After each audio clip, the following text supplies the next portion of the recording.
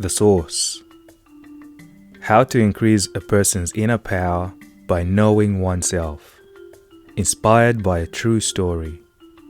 Written by Musonda Joseph Mwansa. Poetry by Stephen Morris. And narrated by Chewe Nkole. Acknowledgements.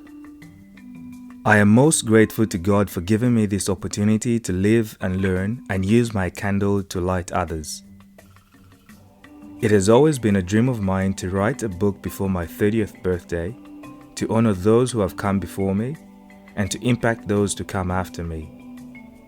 I wrote this book with the aim to share the wealth of knowledge I have learned from outstanding leaders, people I've had the pleasure to learn from on my journey to become the change I seek to see in myself, my community, and humanity. These leaders comprise those who have passed on and others that are still alive. I'm grateful to my parents, Grace and Danstan Mwansa, my grandparents, and family for the values and wisdom they imparted on me. Their belief in my abilities and dreams made me who I am today. To my siblings, I thank you all for your love and support. Charlene, thank you for being someone I can lean on in challenging times. Your patience, love and kindness is a constant in an ever-changing world. Finally, I want to thank every person I have been fortunate to cross paths with. I couldn't have finished this book without your words of encouragement, interest in my projects, and valuable feedback and support. You are the definition of what it means to never walk alone. Introduction. Thanks to my serenity, I have the ability to be all that is within me, the blueprint on how to reveal my strategy. We can all overcome, devour, crush our anxieties. First, starting with you and me, the bell rings, the world's reading, the healing has begun. Over 700 years ago, Lusaka's story began when the people of Nkole migrated to the west of our Kebulan for food and new fertile land. The people of Nkole were spread in all directions in small clans. However, most settled in Kampanda, led by Paramount Chief Bulunu in our Kebulan. Kampanda was an area of 752,614 square kilometers, covering fertile and resourced land. The clan of Lusaka finally settled on Nkole, the North Plateau of Kampanda. Years later, the hunter's son Kazembe and his sister would be brought up as young children by his aunt. They lived a poor life with just one pair of clothes and never had the chance to go to school. Muma, the hunter's daughter, was later met by Kazembe. They married and had 10 kids together. Ndola was the 6th kid. A young man was sent to war on the other side of the village, leaving behind Chama, his 6-month-old son. Mpika, a granddaughter of a chief, was married to Chama. Mpika's dad lost his leadership because he had never had a male child to inherit his kingdom. After their mother died while they were children, Mpika and her 3 sisters were raised by their father. Chama and Mpika fell in love and had 6 children. The second born was Mwense. Mwense then met Ndola and began a family. A boy named Lusaka was their first child. His father, Ndola, found a friend and a mentor in his uncle a year before the birth of Lusaka. The uncle was an influential businessman, although he couldn't read or write. He cut up small pieces of paper every morning and put them in his pocket. Whenever he was at meetings with someone, he would ask them to write their names and everything discussed in the conversation on the papers. He would give the report to his secretary to read and explain it to him. Then he would tell his secretary a response to write. Ndola's uncle was a trader who supplied goods and services to Kampanda, and owned many properties on the land. He never forgot to take care of his cousin Kazembe and the other family members despite having so much. In Ntulo, he opened a few shops and took care of Ndola. According to the people of Kola, the name of a person is far more than a word we can identify with. The name is an identity. It represents the power, reality, and character of the person. It affects the person and those who know the person. The people of Kola believe that they become part of society only after a person has been named. Naming someone means giving him or her an identity and waking up Imibele's host. Parenthesis, structure of a person's personality. The name, nature, and character of a person depend on Muzo, the spirit. In the familial lines of an ancestor, Muzo's union with a person. The primary tasks of Muzo are to impart the personality structures of a particular ancestor and deposit Imibele into a person's heart. The birth of a child meant two things for the people of Kola. First, it points to the future concerning the survival of the family, clan, and tribe. Second, it looks to the past concerning the history of public life or a deceased family member's behavior. The personality of a family member comes to life again when a child receives its name. The selection of a child's name is a delicate issue. Suppose the expectant mother or some other family member dreams about a specific ancestor shortly before birth. In that case, they regard this dream as a message from Muzo of the forebearer. The vision is a clear sign that Muzo has the desire to rejoin the living by passing on his name. Parenthesis, always with the connotation of identity and personality, to the soon-to-be born child. Also, the timing of the dream, near the time of birth, is a further sign Muzo uses to sensitize the concerned family about the seriousness of the matter. The relationship cultivated between a person and his Muzo as they grow up determines their psychological maturity. The achieved companionship also influences how much respect and responsibility one receives from the community, regardless of age. Lusaka is born 2 weeks after his father's uncle dies. Ndola names him after the uncle. Lusaka, Mushili Bufungao. The name literally means a waterfall that never runs dry, the starting point of many small and big rivers. Significant events around the town, country, and the world marked his birth year. It was a year of great expectation, high spirits, and great pride for leadership. It was a year of change. A man rose to prominence in a village a few kilometers from Lusaka's town. He was campaigning for the highest office of Kampanda after a 27-year one-party state rule. He was an honorable man who fought for the independence of the people and won. His triumph, from school dropout to holding the land's highest office, was a source of inspiration for many, and in him, people had hope. Another significant event took place during this year on land outside Lusaka's village. A man born and raised in a small town had spent 27 years in prison for fighting for the rights and freedom of his people. The entire world came together to demand his release.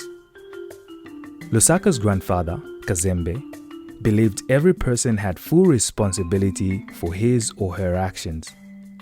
A lesson Lusaka's father, Ndola, came to learn when he started his own family. For Ndola to be called a man, at least in his father's eyes and his wife's family, he had to provide for his small family. So, he continues working in his uncle's shops. Ndola's uncle traveled from one town to another to get the latest supplies the people needed, from Tupperware to clothes and building material.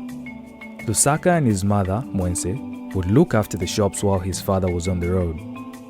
Soon after, many other people started opening their own stores and the market slowed down. Nkole then started a transportation business, moving local traders who sold fresh produce at the local markets to and from farms. During harvest season, people in remote villages would cart their maize harvest into town to the local miller who processed the maize into maize flour. In the rainy season, the van was nearly never empty. The charges were per person and their goods. There was no regard for the vehicle. Nothing was too heavy for it. Sometimes, Lusaka would tag along to be the one to collect the money. In the Nkole culture, impregnating a woman before marriage was a serious offense. The woman's parents had the authority to take her partner to court and demand compensation. The case would usually reach the courts when the man refused to take responsibility for the pregnancy.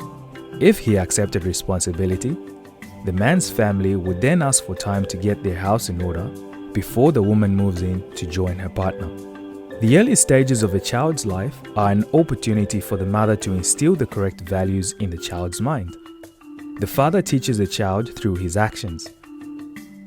After the age of 6, Lusaka started spending more time with his father, Nkole. The latter spent his free time working on the vehicle or transporting people. He was a self-taught driver and mechanic. Laughing, Nkole would say, "The only thing I need are my ears." He had paid so much attention to the car that he could spot a problem in the car's engine from the sounds it made. People called him the bush mechanic. Saturday and Sunday were for car services, cleaning, and spending time with family. For Lusaka, that meant less time playing with friends unless his dad was away. One Saturday morning, Lusaka woke up to find his father had returned the previous night from his trip, which went terribly.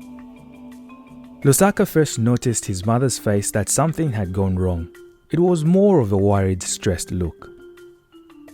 Lusaka walked out of the house to find people surrounding the vehicle, with one person standing at the engine to determine the problem. It was his father, Nkole. Lusaka noticed 2 cows grazing on the grass, not too far from the maize field, looking to the right-hand side.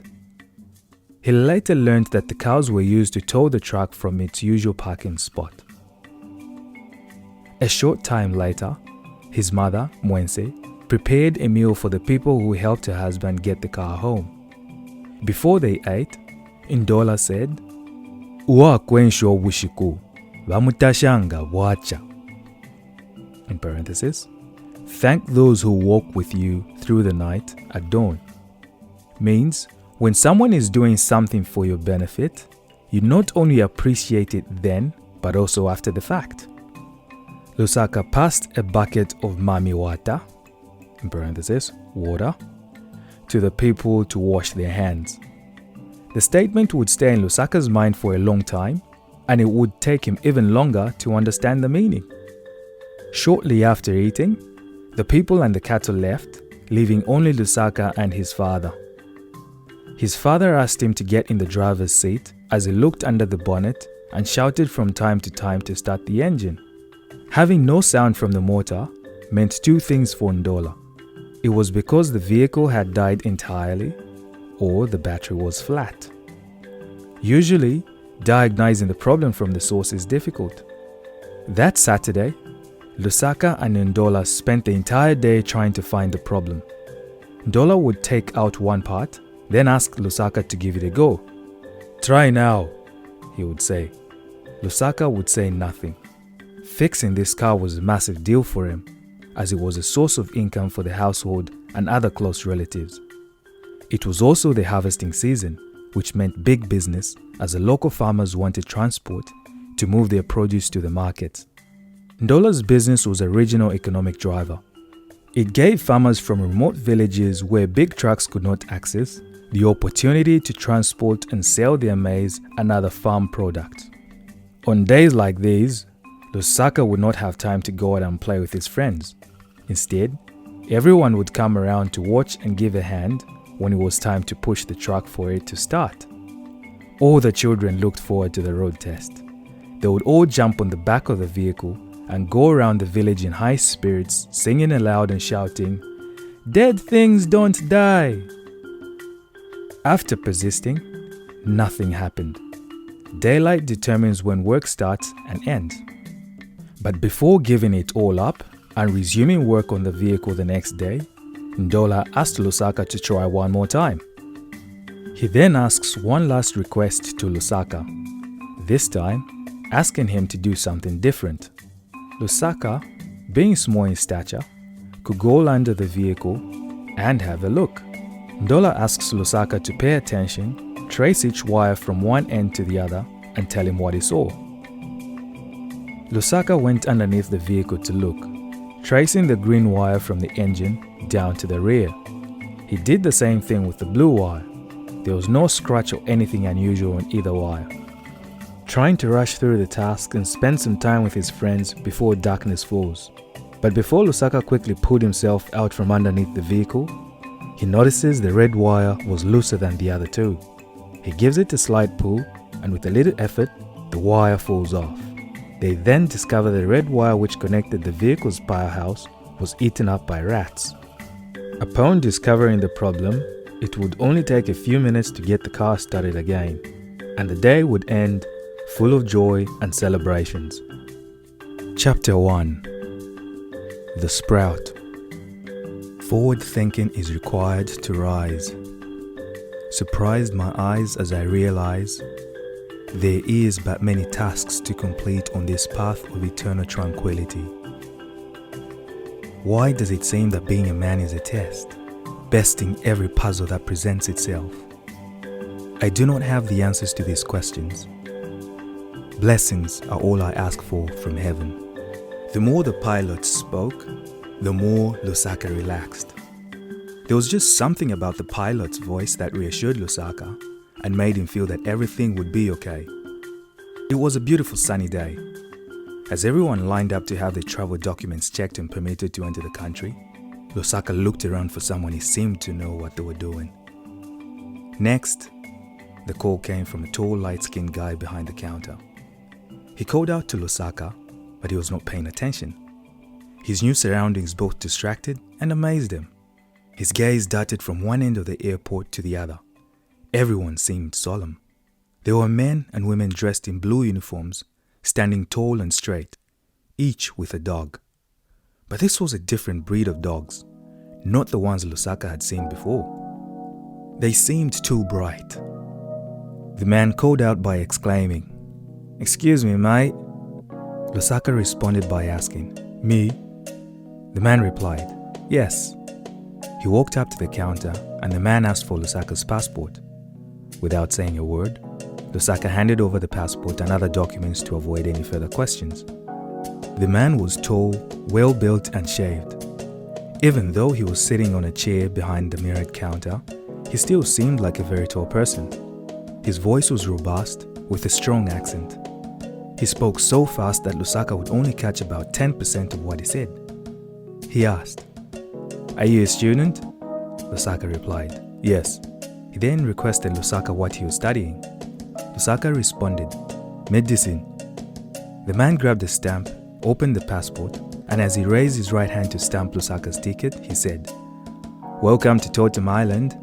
Enjoy your stay." Feeling relieved, Lusaka again looked for someone who just completed their clearance and watched what they did. They headed to the other side to collect their luggage, so he did the same. The bags came out on a conveyor belt and people picked up their own bags. After that, Lusaka's bag came out. He grabbed it and followed the others. Turning to the right, he saw another set of security personnel dressed in blue waiting to open the bags and check them. Lusaka approached the counter, where a woman asked in a more welcoming and friendly way, "Do you have anything to declare, sir?" Lusaka responded, "No."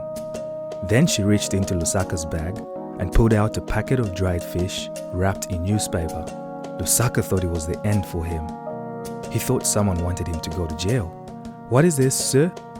the lady asked.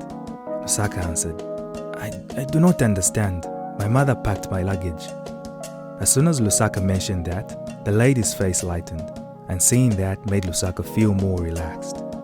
The woman explained that they did not allow traditional foods that had not been well packed, but since this was his first time, she let him go. "Thank you very much." said Lusaka with a pleasant smile, trying to forget the embarrassment that his mother had caused him. Stepping out of the airport terminal, Lusaka saw many people waiting for their family members and loved ones. Looking left to right, Lusaka did not see his name on any of the boards people were holding up. He thought that maybe he had taken too long to come out. He waited near the people with name boards, thinking the person to pick him up will return and find him there. An hour passed, and there was still no sign of anyone looking for him, even though he expected someone to pick him up from the airport. He then got a small notebook from his backpack and drafted a few sentences in English. This gave him the chance to pick the best ones and not make a mistake or embarrass himself. The first draft he wrote said, "Hello, my name is Lusaka. I am from Kampanda and I'm here to study, but there is no one to pick me up. Can you please help me?" He cancelled it and started again, going round and round, thinking of the best way to translate his thoughts into English. Another 30 minutes passed and still nothing. Looking around, he saw a toilet sign and took a walk there. As he picked up his luggage, he noticed a red tag on the bag which his mother had put with his name and phone number of the college he was going to. This gave him an idea. Why not just ask for a phone and call the college to find out if anyone was coming? To the far left were a few shops, car hire services, coffee shops, money exchange shops, and a phone provider service. He took the time to observe each shop, looking for a not too serious face amongst the people at the counters. Most of the shops had foreign-looking people serving customers, which intimidated Lusaka even more. He then walked into a phone shop, which was being serviced by a light-skinned woman and a reasonably brown guy. He walked up to the shop and the woman said, "Hello, can I help you?" Lusaka relaxed and asked if he could use the phone. The girl denied his request, but Lusaka persisted. "Someone has to pick me up," he said, and pointed to the name of the college on his bag tag. The woman realized that Lusaka was only waiting for someone to pick him up from the airport. She dialed the number and handed Lusaka her phone. "Hello, this is Prosper College. How can I help you?" a lady inquired. Lusaka took a deep breath and replied, "Yes, please.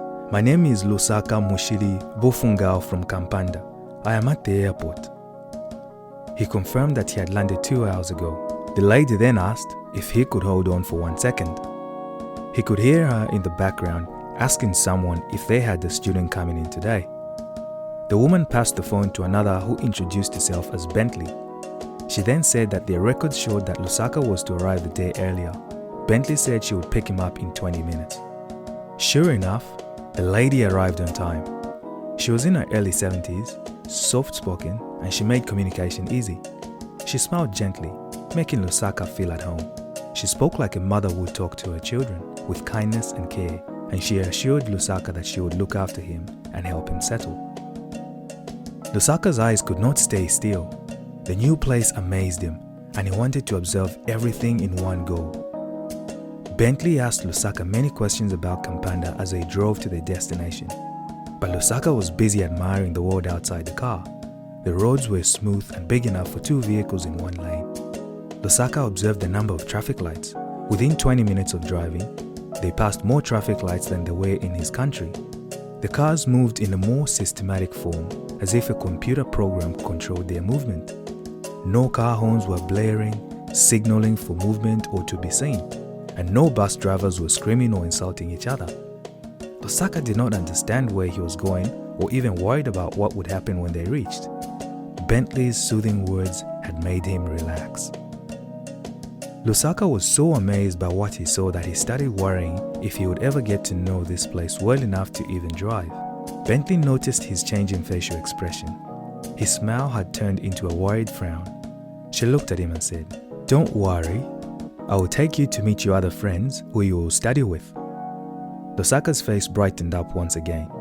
His eyes got back to focusing on the road, looking at how beautiful the city was, how tall the buildings were. The town was so clean that if one had any rubbish, they would be better off keeping the trash in their pockets. He also realized how organized the people were. Where he came from, the city was full of rubbish in the streets. There were people in every corner, some begging and others selling goods. The buildings were primarily single stories and lacked character, as if someone had put them together in a last-minute effort. It was a sharp contrast to what he saw on Totem Island. In the new city, there was organization and order. Everything was well put together, not by accident, but with design and purpose. One thing that left him feeling off was the people. Something was just off about them. Back home, people were happy. They smiled often and found peace in small pleasures. Yet they did not have the life people in Totem had. Lusaka wondered how come this was. Bentley interrupted his thoughts and pointed to a building. "You see that building, Lusaka?" she said. "It is over 100 years old." Her brief history lesson sparked Lusaka's interest in Totem's rich history. Lusaka continued to look out the window as they drove in silence. They passed one of the oldest institutes in Totem Island, which produced some of the greatest minds in politics and leadership worldwide. When they reached their destination, Lusaka jumped into the shower to freshen up before joining the other students. The students were watching a movie to help them familiarize themselves with Totem Island's culture. About 300 students, all new, from different backgrounds, ethnic groups, countries and languages, sat staring at a television screen.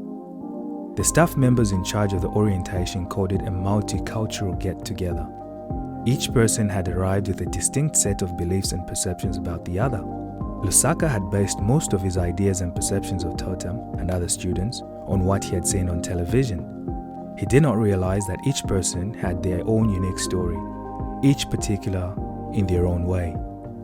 Lusaka stood by the entrance, looking around, trying to spot a space for himself. But not just any area. He was looking for someone who looked like him. On his left side, he faced two fellow Alkebulan students. He approached them and spoke in their local language. "Shani," he said, meaning hello. It is a relatively common greeting. Anybody from Kampanda understood it. One of them, a boy Lusaka's age, replied by saying, "Ati hao." Boom! For a second, Lusaka felt like he was back home and in his comfort zone. The boy became so energetic and introduced himself as Kampala. The only reply he got from the boy sitting next to Kampala, who he later found out was also from Kampanda, was a simple, "Hi." Lusaka felt offended, asking Kampala why the other boy answered him in English, yet he was from the same country. Kampala turned to him and said, "We've got to understand these rich kids." Those few first words cemented a friendship. One afternoon, Bentley came to notify Lusaka that she had found a place for him. They were to move to their respectful homes nearer to the college. Troubles started for Lusaka. He thought the school would take care of everything for the first few months while he settled in as per the information he was given by the agent. Kampala had introduced Lusaka to his cousin, Kigali, who had offered Kampala a temporary place to stay. Lusaka felt happy. At least Kampala was in a better position than he was. The following day, Lusaka and Bentley spent the entire day looking at houses, hoping he would find one he liked. Lusaka decided not to tell Bentley about Kampala and Kigali. His plan was to stay as close to Kampala as possible. Kigali had arranged a room for Kampala in another shared house, which was not available for another 2 weeks. This meant that Lusaka and Kampala had little time left to find a place to stay. After a few house viewings with Bentley, Lusaka could not find the courage to tell her he wanted to live closer to Kampala. He thought it would break her spirit because he saw how happy she was with helping them settle in. Bentley had not realized that the boys converted currency rates and compared Totem's prices to those back home. Kampanda's currency was 10 times less than the currency used in Totem Island. This made everything look awfully expensive once Lusaka and Kampala made the conversions. The last house they viewed was impressively cheaper than the others, but still too expensive for Lusaka.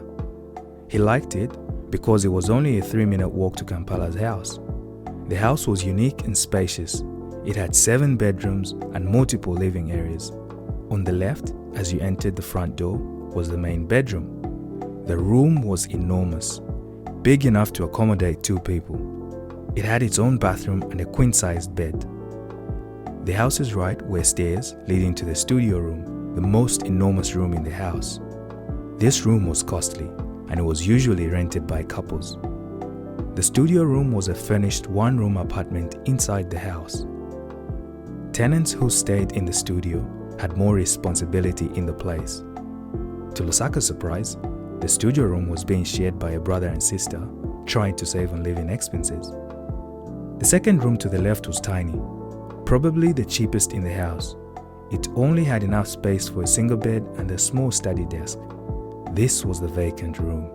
Opposite it was a television room with one lounge and a small television. Down the corridor to the left was a modern kitchen fitted with necessary appliances and gadgets. Each housemate had a small space where they could store their possessions. Further down the house were 4 more rooms and another television room. 2 of the rooms were vacant, and the other 2 occupied by 2 people. A boy and a girl from a farm town 5 hours away from the central city. They were both new to the town and, like Lusaka, had also come to study. Each bedroom in the house was occupied by people of different nationalities and ethnicities. Lusaka instantly liked the house. He chose the second room to the right without asking too many questions, a smaller room with a single bed. Although his room was small, he was happy that he would spend time at Kampala's house. Lusaka signed the agreement with no understanding of the rental terms, glad to have found a place to live.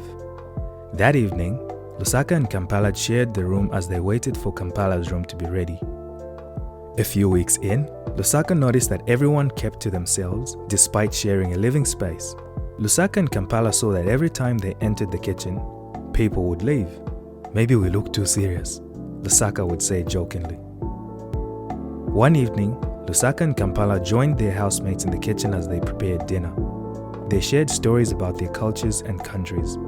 They were stunned when the guy from the farm town asked them a question saying, "I don't mean to sound racist or anything, but do you guys have animals like monkeys and stuff running around the streets in Alkebulan?" With little thought given to the question, Kampala sarcastically replied, "Yes, we do. They even open gates for us." The following day, the studio room tenant apologized for their housemate's stupid questions. He explained that most people's perceptions of others are solely based on what they see on television. Lusaka noticed that he was dark in complexion like him, but with silky hair. As he sat with Lusaka, he told him about the challenges he faced because of his religious beliefs. A week later, Kampala's room was ready. Lusaka accompanied him to his new place. The house looked ancient. There were old carpets, outdated furniture and appliances, and a lingering smell characteristic of a 40-year-old property. The house was shared by 2 friends who arrived a few years earlier. They had the knowledge and know-how of Totem Island, something Lusaka and Kampala wanted. Together with Kigali, they became role models to both Kampala and Lusaka. For Lusaka, their friendship extended into the family because he was the only person in his family to have traveled to Totem. Before leaving Kampanda, Nkole told Lusaka to find his new family in the friendships he made in Totem, but to look out for 2 things, money and women, as they were the 2 things Nkole believed broke friendships. On this first visit to Kampala's new house, Lusaka did not talk much. He only watched, observed, and focused on what their new friends had to say. The men did not provide much advice on how to navigate this new life. Instead, they took the boys under their wings. They introduced them to Totem Island by showing them around and introducing them to other people from Kampanda. Their new friends called themselves the D-Block Kings. They adhered and were loyal to an unwritten code of honor to be a brother's keeper, to keep watch and guard one another. Lusaka and Kampanda had found a place where they belonged and would be soldiers for the D-Block Kings until the boys earned their respect. Chapter 2. The Channel. I sleep at night, though my soul is awake 24/7. I see the angels in heaven, watching over and under me. The very thoughts and ideas positive to occur, the holiest messages ready to be launched, I concur. However, this is not a countdown to the day I rest, rather, the count up to our success for infinity. A few days after settling in, Lusaka called home and talked to everyone back home, sharing his experiences on Totem Island and how it compared to his home country. The phone sounded like it was on loudspeaker because he could hear everyone asking questions. They asked about the time difference, what food they ate, what it felt like to be on a plane, and what the people of Totem were like. Everyone was excited as Lusaka explained how he had traveled, mentioning none of the negatives he encountered. At that moment, it hit him. He had all these people watching his journey. Lusaka felt humbled and responsible for not wasting such an opportunity. He heard from everyone except his father, Nkole. He asked where his dad was, and the phone went silent.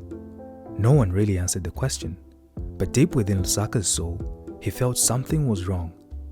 Lusaka's mom assured him that his father was fine and that he would be back soon. 2 days later, Lusaka called again and talked with his father. Their conversations have always been short. Nkole always spoke using parables. It was something Lusaka had mastered when talking to his father. All Lusaka had to do was pay attention and read between the lines. On this day, his voice was weak. Nkole asked a few questions, not out of interest, but for the sake of conversation. He asked one question which stood out to Lusaka. "So when are you planning on returning?" he asked. Lusaka had not even begun his studies.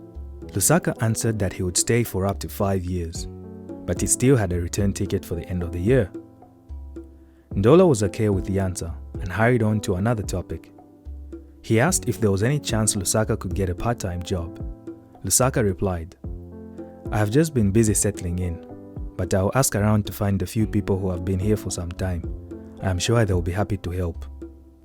The conversation went on for a little while, but still, Lusaka could not shake the feeling that something was wrong. After the call, he remembered those 3 questions. He wondered why his family had asked him all those questions and why his father seemed unhappy. A day later, Lusaka was informed of the news that his father was put on forced leave from work the day after Lusaka left for Totem Island, which would go on for another 4 years. A few days later, Kigali called, telling Lusaka to let Kampala know that he would come and pick them up to give them a tour of the area. They were both excited to learn more about the place and how things work. Lusaka was even more excited because Kigali had a well-paying job at the factory, and every minute spent with him was time well spent. Lusaka had not told Kampala about the conversation he had had with his dad or the news about his job. Just after 10 a.m., Kigali arrived at Kampala's house. Kigali was coming straight from a night shift. Upon picking up Kampala and Lusaka, he realized that he had forgotten his jacket and wallet at work. He suggested that they all go back to pick it up.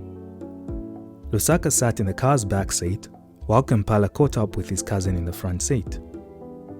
Kigali's workplace was located not too far from Lusaka and Kampala's houses, in an industrial area full of factories, warehouses, and many other businesses.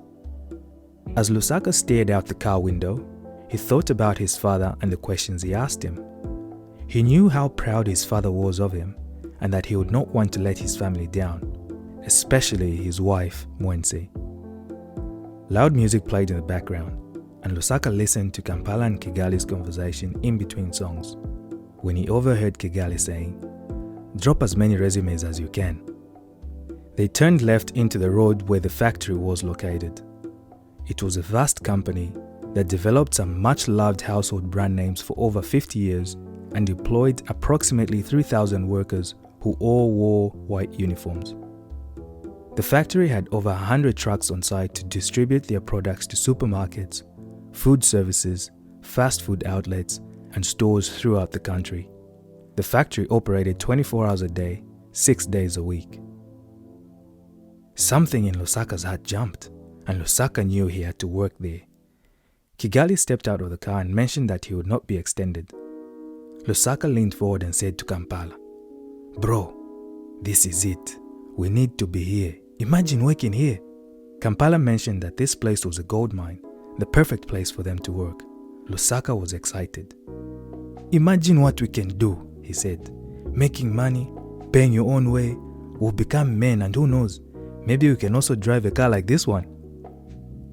Then, thinking about the phone call with his dad, Lusaka told Kampala to ask Kigali as much as he could about this job, how to apply for it, and how much it paid.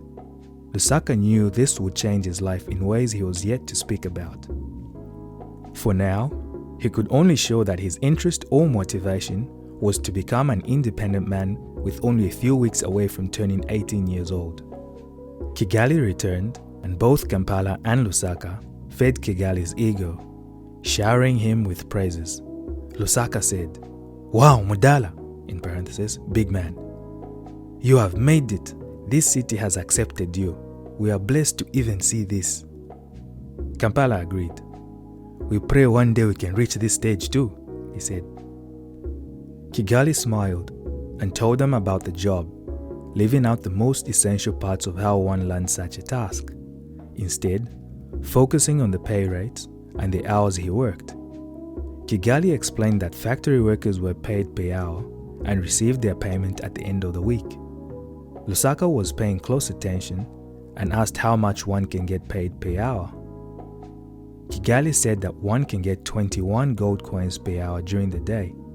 Night shifts rake 28 gold coins, and on weekends and holidays, one can make about 45 gold coins per hour.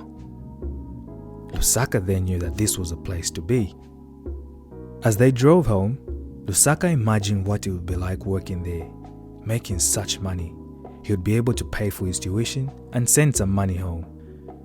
He loved it even more because it was a muscle-based job that did not require one to talk to customers as they did in restaurants. He imagined his life at the factory repeatedly.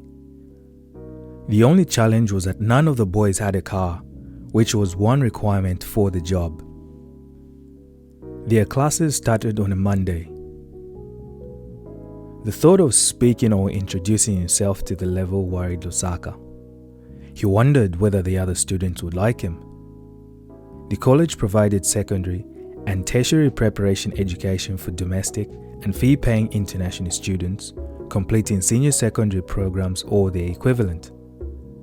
It was a provider of university preparation programs aimed chiefly at local students who had dropped out of the regular school system and wanted to complete their final high school year. There were a few Totem Island students there. Most of them were mature. For international students and refugees, the college was a cultural hub and preparation college. Programs at the college ran from February to November each year. Students were on a tight timetable, leaving no time for any daytime activities outside of school. Instead, they filled their weekends with house parties and get-togethers. Lusaka arrived in the middle of the year and was allowed to begin the preparation course alongside the other students. Most students from Alkebulan who had started at the college felt insulted by the education structure. It was repeating year 12, which they had completed in their respective countries. Lusaka's fears came alive as he entered the classroom, where a handful of students were seated. "Before we start," the teacher said, "I will ask everyone to introduce themselves and what they want to study." Lusaka sat at the back of the class and watched as everyone stood up to introduce themselves and share their dreams. He grew more and more nervous as the teacher walked closer to him. This was the first time Lusaka had to stand up and talk in front of other people. He was not comfortable. By the time Lusaka could put together what to say on a piece of paper, the teacher said, "Who is next?" He stood up, not making any eye contact, and said, "My name is Lusaka. I am from Kampanda and I am here to study medicine," and sat down. "Oh, that's so inspiring. I'm sure you're going to make such a big difference in your country," the teacher said. She then told a story how her friend's husband went to another Alkebulan country north of Kampanda. She talked about what her friend's husband experienced, and Lusaka wondered what was wrong with her, as Lusaka had no knowledge of what place the teacher talked about. Lusaka realized the lack of knowledge about Alkebulan, yet appreciated her effort to relate to him. She seemed empathetic, as if she felt pity for him. He was wondering why he was being offered more help than his fellow students. During a tea break, Lusaka sat in his chair while going through his phone. The teacher came up to him and mentioned that he should let her know if he needed anything. Lusaka said yes, and returned his focus back to his phone. Hoping to uplift Ndola's spirit, Lusaka called to tell him of his new life. They talked about Kigali, how he had a job he was supporting himself with, and that Lusaka was learning from him too. The following day, Lusaka got up early and in good spirits, ready for the first day of formal learning. In Lusaka's mind, he was a medical student. He dressed in his best clothes and prided himself on science. The sciences had their own scientific English and also worked with principles and calculations. English was the lowest mark Lusaka received in his Year 12 exam, so he found his comfort zone in the sciences. His genuine interest was in business, but it required a lot of reading and lengthy assignments. Kampala was outstanding in English and the other way around with science, so his interests were in business studies. The college called it specialist mathematics. To Lusaka, it was just average maths dressed in a fancy term. Lusaka was keen to get it done with. To his surprise, the work seemed familiar to what he had studied in Year 10 back in Kampanda. To make matters worse, back in his country, the school he attended followed a Western standard curriculum. Kampanda was part of a particular group of countries by colonial masters after giving them their independence.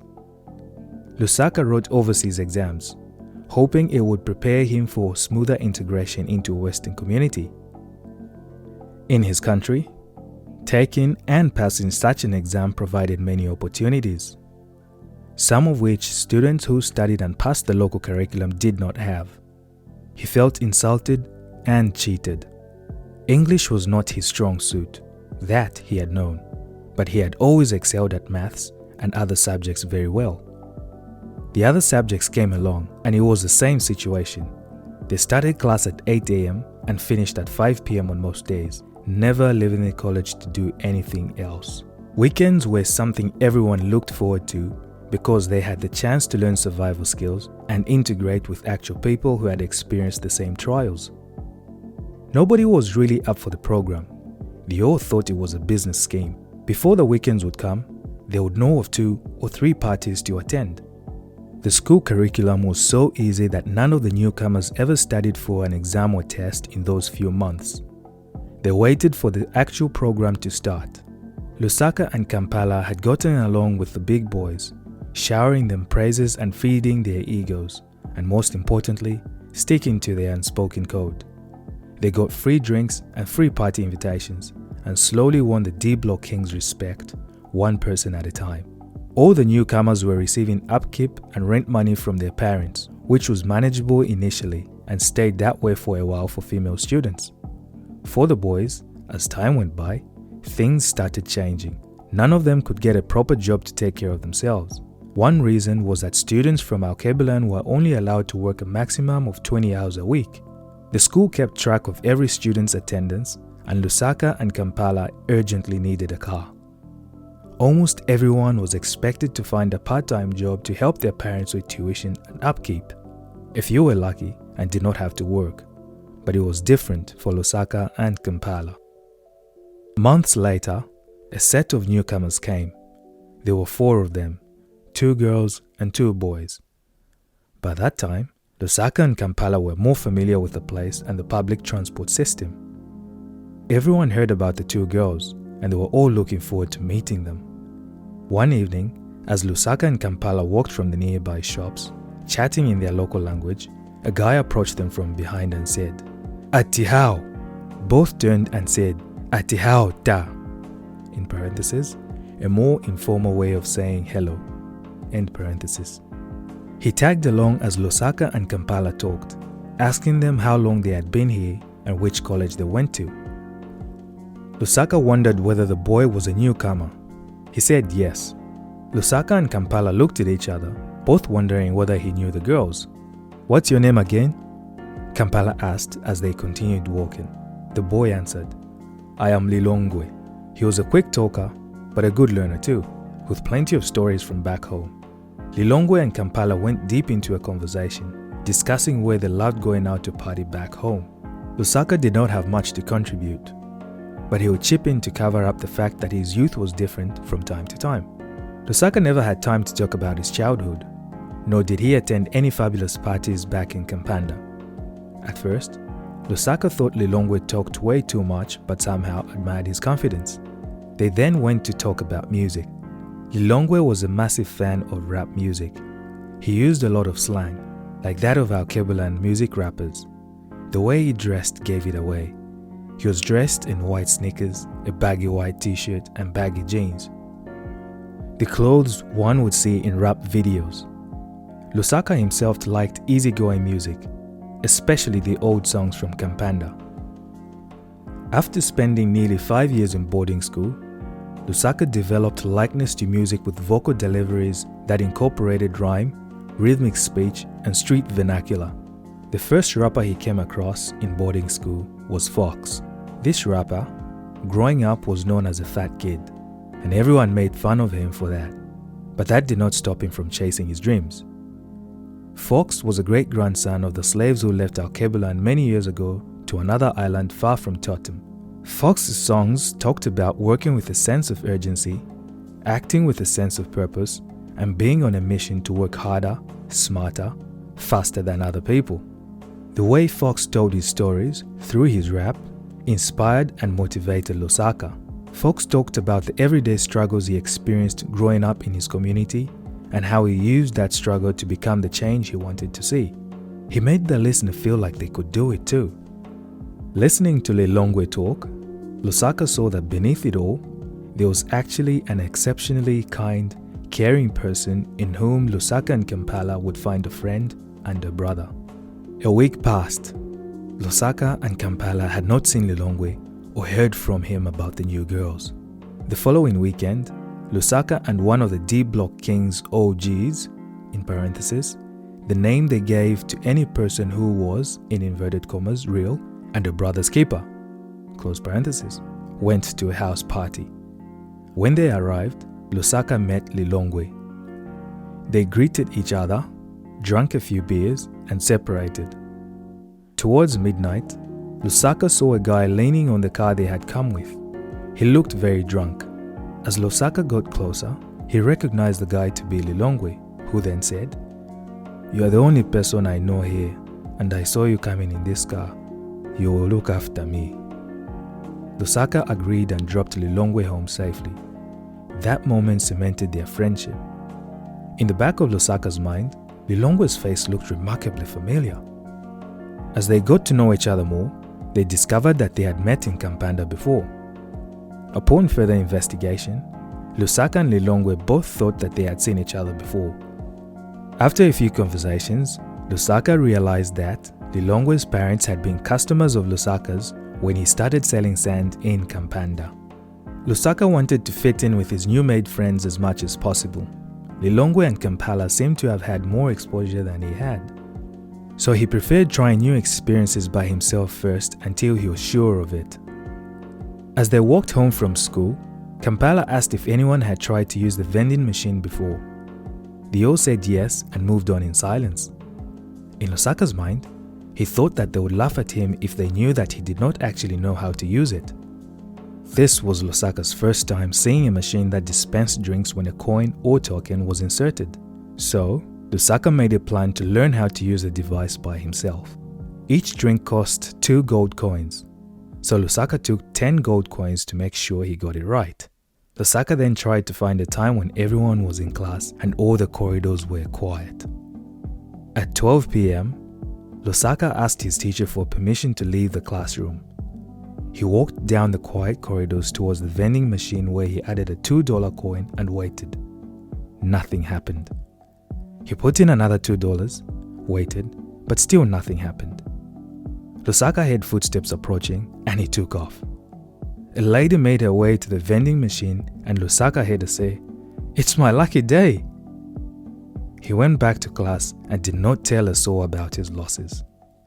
The following day, he returned to the vending machine, but this time he did something different. Lusaka started by pressing one of the selection buttons, inserted a gold coin, and the magic arm raised to grab his chosen drink.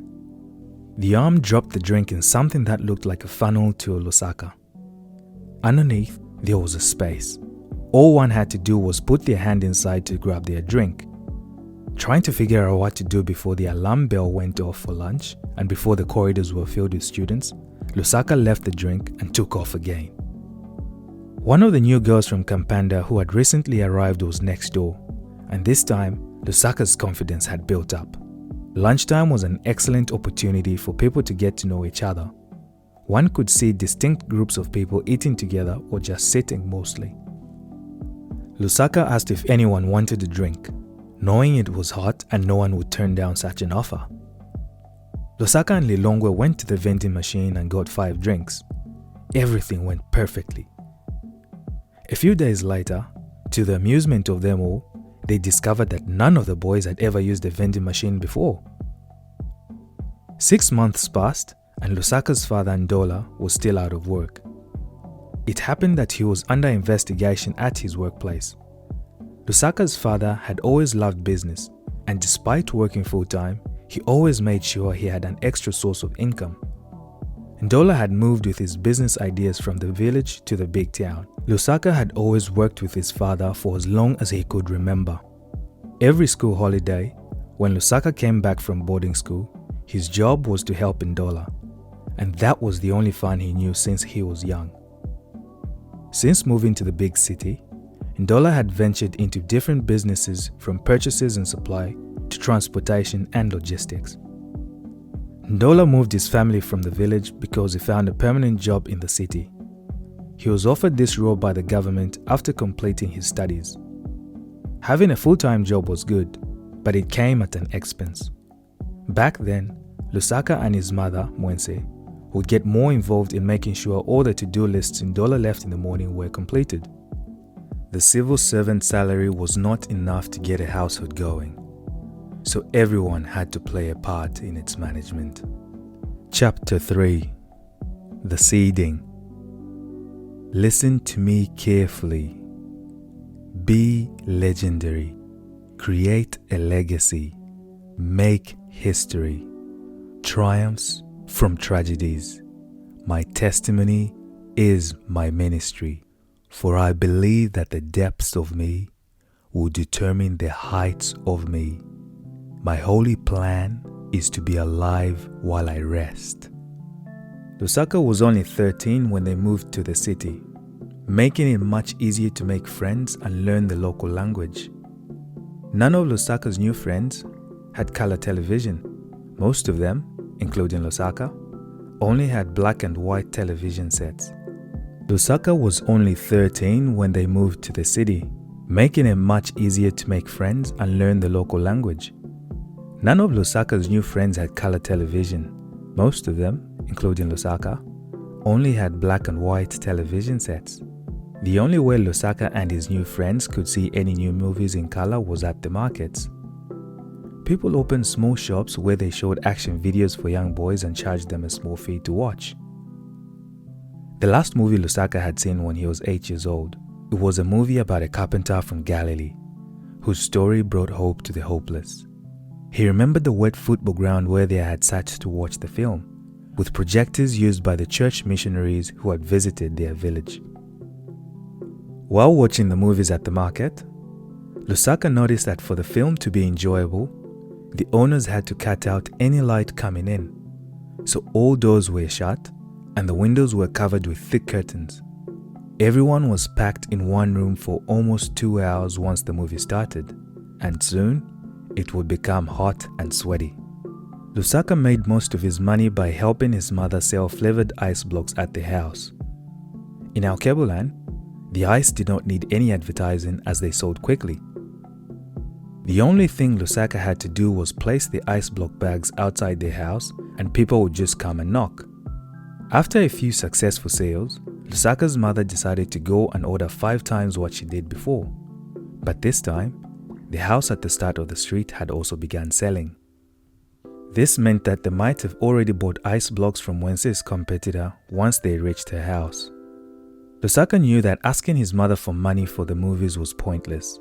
Her first response would be that her money was frozen up in the fridge. One afternoon, after school, the boys came by Lusaka's house on their way to the market. "Why don't you take a bucket with you to the market?" Mwense asked Lusaka. "I will give you and your friends 2 ice blocks each." Accepting the offer was quick and easy, until Lusaka realized that he could not go back home without selling every single one. Before the movies, everyone stood outside in the sun. Street traders brought their stands closer to attract the young crowd. Lusaka only had limited flavors of ice in his bucket and noticed the kids' favorite was cola. He tried to find the best way to start selling the ice blocks or open the bucket. The movie was starting and everyone made their way inside. They were 40 minutes into the film about a war veteran and a drifter who met with intolerance and brutality by the local sheriff's office after wandering into a small town in search of an old friend. The protagonist flashes back to his time as a prisoner of war and unleashes his fury on the officers. He narrowly escapes the manhunt, but he will take his former commander to save the hunters from the hunted. Something told Lusaka that it was the right time to open the bucket. He opened it and took out 2 ice blocks, one for himself and one for his friend. Within minutes, everyone started asking if they could get 1 or 2, and by the time the movie ended, the bucket was empty. After this success, Lusaka was given the full responsibility to hold and sell the ice blocks, while his mother moved on to fish and bananas. Before he was given responsibility in his father's business, Lusaka's primary job was to help around the house. He was his father's eyes at home while he was at work. By this time, Nkole had saved up to buy their first van and used a few other people, even older than he was, to deliver goods and move people around. Lusaka was tasked with listening and observing. One evening, Nkole came back from work and asked Lusaka, "Do you want to make your own money?" Being a small boy with money was a significant motivation. Lusaka's dad said he had a few friends at work who were looking for building sand for house constructions and brick making. The building sand mixed well with cement to strengthen structures and could only be found an hour away. Before Lusaka could give a response, Nkole said, "We have a 10-ton truck. I will get diesel for you and you get shovels for the first time, starting tomorrow. I told them my son can supply, so don't let me down."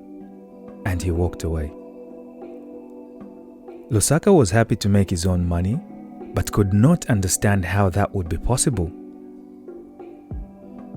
The following day came, and Lusaka found enough money for diesel and sand on the kitchen counter.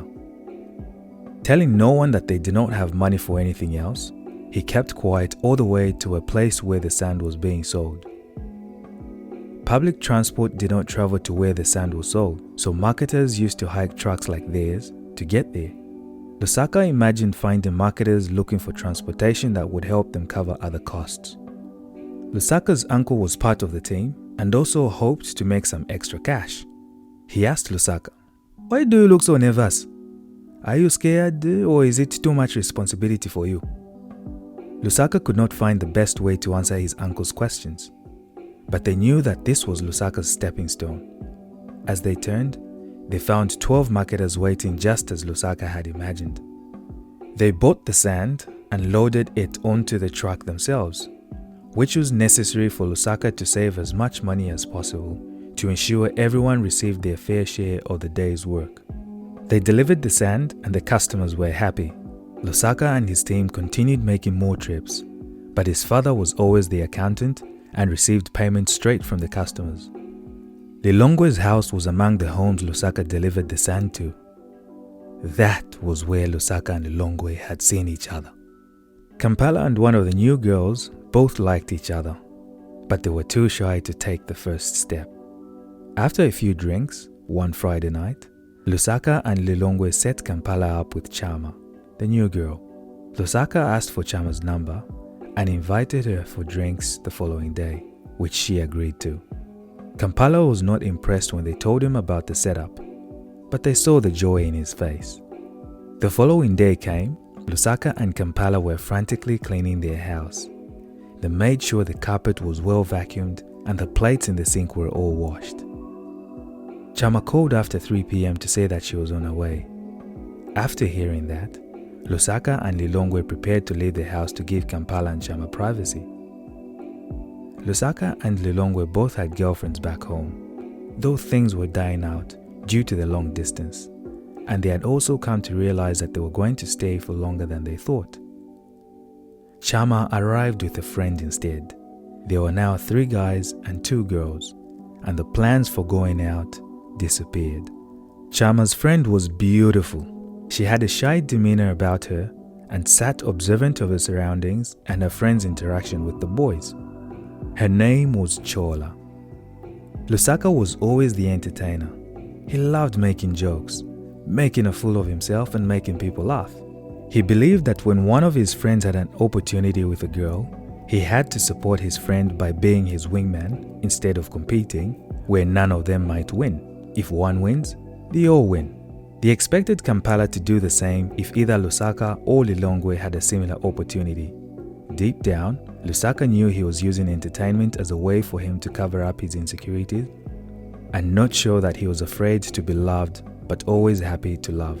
He enjoyed bringing or seeing people together and seeing others fall in love, but not himself. He feared commitment. A few minutes after the girls arrived, Lusaka suggested they play a card drinking game to break the ice. He aimed to get everyone something to drink and have a good time. After 4 games, they decided to make the night enjoyable by adding truth or dare to get to know each other better. The focus was now on Chola, since everyone knew that Kampala and Chama liked each other.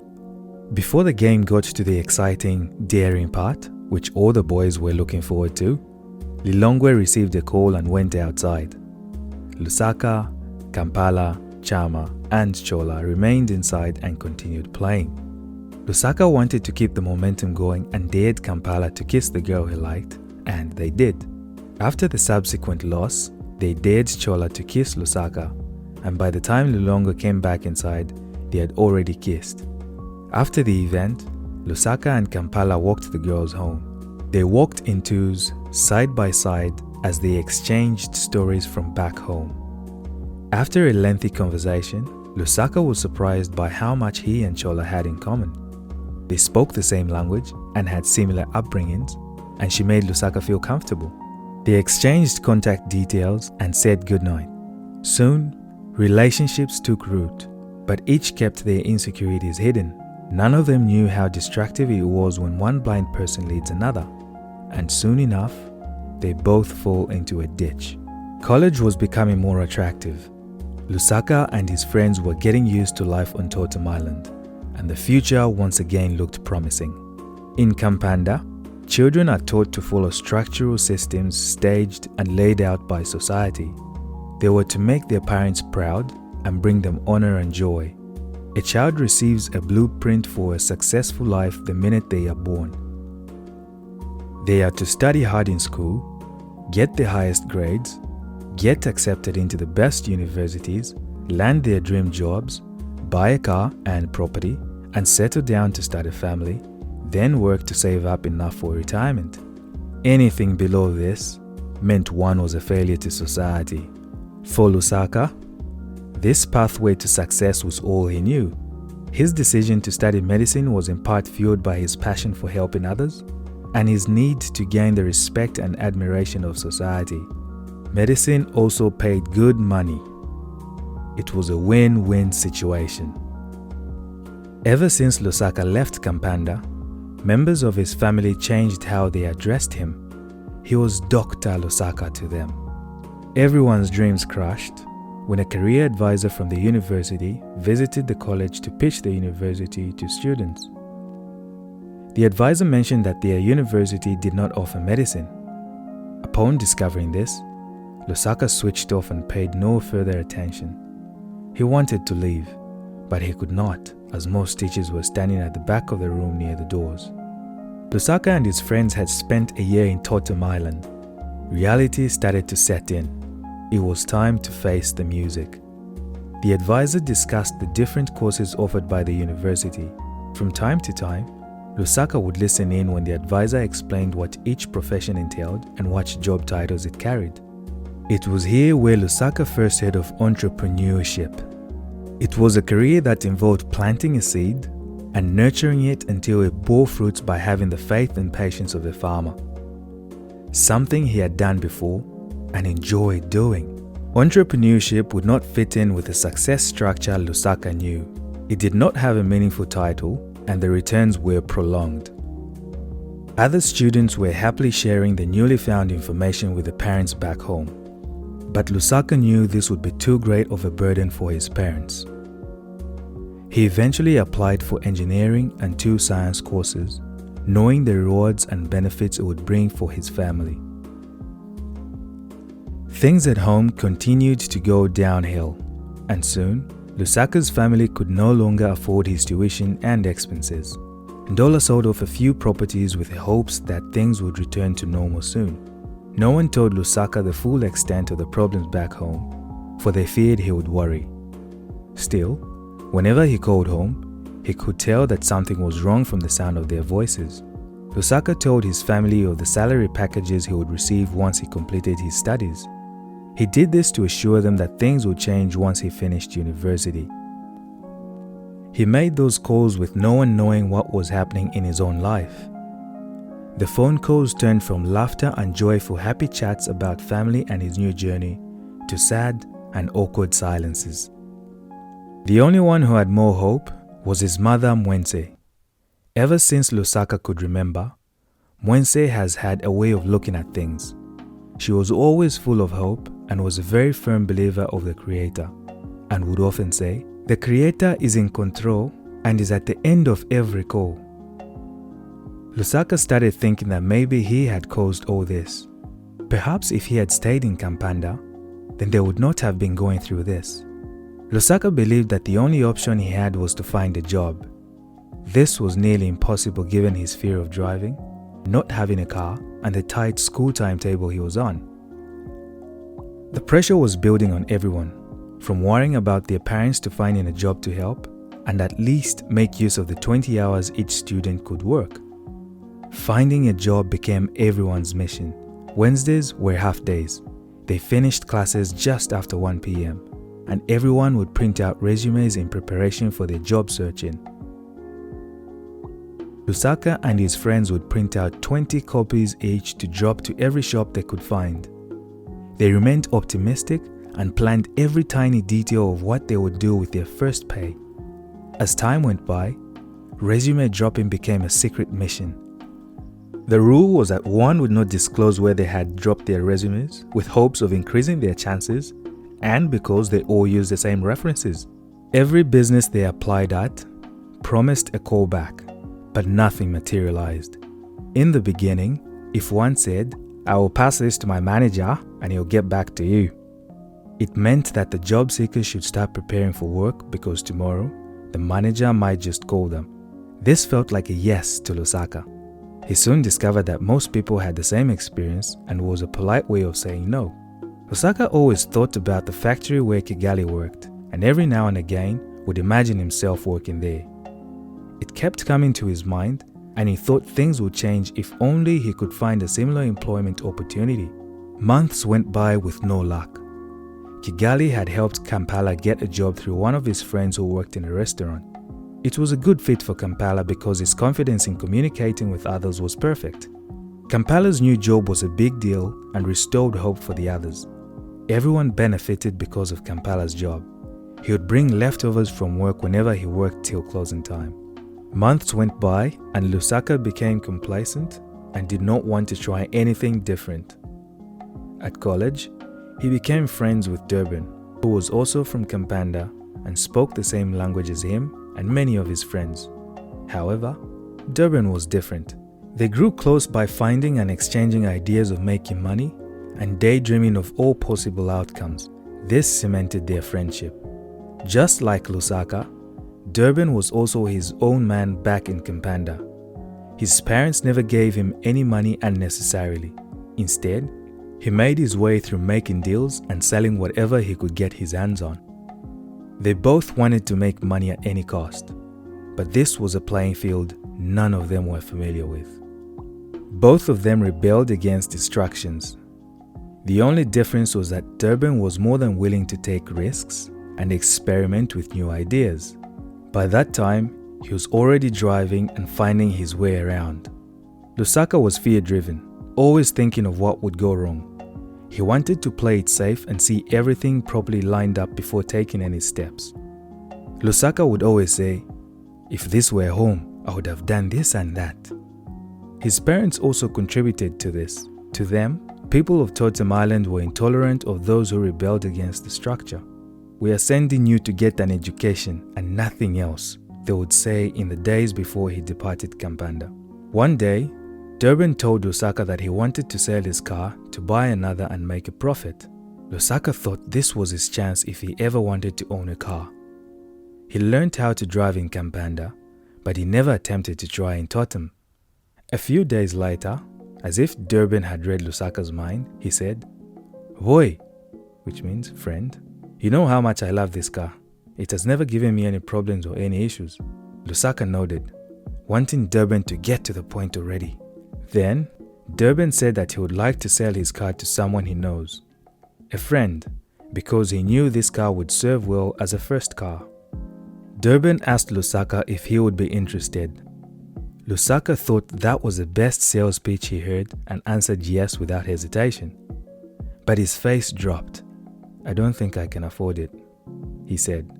"I know, that is why I would not mind giving it to you on a plan," replied Durban. They agreed Lusaka could pay Durban a deposit and pay the rest in parts. Lusaka was experiencing financial trouble and needed the money. Without thinking it through, Lusaka said, "Sure." After a week of putting together the first deposit, the car was his. It was a green hatchback with tinted windows, 17-inch rims, a perfect radio, and a sunroof. Everyone knew Lusaka had a new car. He was the first person to have a vehicle in his circle, which was an impressive achievement for himself and his friends Lilongwe and Kampala. The addition of a car gave them new confidence. Lusaka mostly drove the car on trips to the shops, a 3-minute drive 3 turns away from his house. Being the only one with a car meant everyone would ask for favors or lifts, but having a car also meant more female friends. He thought it embarrassing if he could not drive on the main road. He pushed himself out of his comfort zone by spending a day on a public bus to see how people moved in this big city. He watched how cars joined lanes, the road's design, looked out for signs, what car the police drove, and took notes. To reward himself for his efforts, Lusaka disembarked from the bus and walked to one of the fast food restaurants that served burgers. Something he was looking to try. There was no perfect moment like this since Lusaka was alone. He walked in, his eyes fixed on the menu, spoiled with too much choice. They asked him to order. He asked for a minute. Since it was almost dinner time, he chose the most giant beef burger they had with large chips and a soft drink. "Dine in or take away?" the lady behind the counter